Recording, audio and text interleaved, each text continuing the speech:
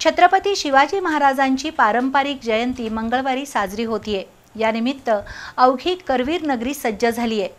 संयुक्त पेठांच्या वतीने ठिकठिकाणी राजमहालाच्या भव्य प्रतिकृती उभारल्या असून अनेक ठिकाणी अश्वारूढ पुतळ्यांची उभारणी करण्यात आली आहे। विविध सांस्कृतिक कार्यक्रम, व्याख्यानं, आगमन मिरवणूक यामुळे अवघं शहर शिवमय झालंय। युगपुरुष छत्रपती शिवाजी महाराजांची पारंपरिक तिथीनुसार येणारी जयंती 29 एप्रिल रोजी आहे। यानिमित्त कोल्हापुरातील अनेक पेठा आणि तालीम संस्था एकवटल्या आहेत। संयुक्त गंजीमाळ, संयुक्त रविवार पेठ, मंगळवार पेठ, जुना बुधवार पेठ, उत्तरेश्वर पेठ, राजाराम चौक, राजारामपुरी, सानेगुरुजी वसाहत इथं शिवजयंती सोहळ्याची जय्यत तयारी सुरू आहे। या निमित्तानं विविध सामाजिक उपक्रम सुरू झालेत। मिरजकर तिकटी इथं संयुक्त मंगळवार पेठ, राजर्षी शाहू तरुण मंडळानं राजमहालाची प्रतिकृती उभारली आहे। त्यामध्ये छत्रपती शिवरायांचा अश्वारूढ पुतळा विराजमान आहे।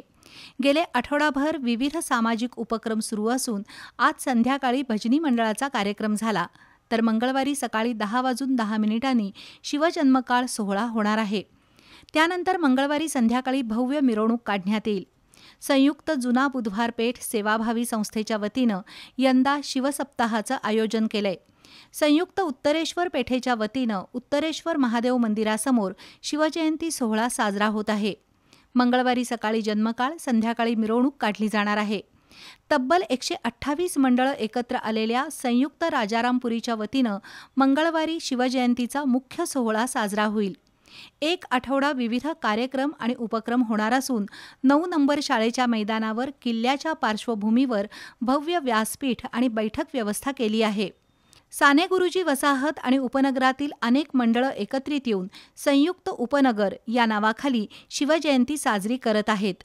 क्रशर चौकात उभारलेल्या गड किल्ल्याच्या प्रतिकृतीमध्ये शिवजयंती साजरी होणार आहे।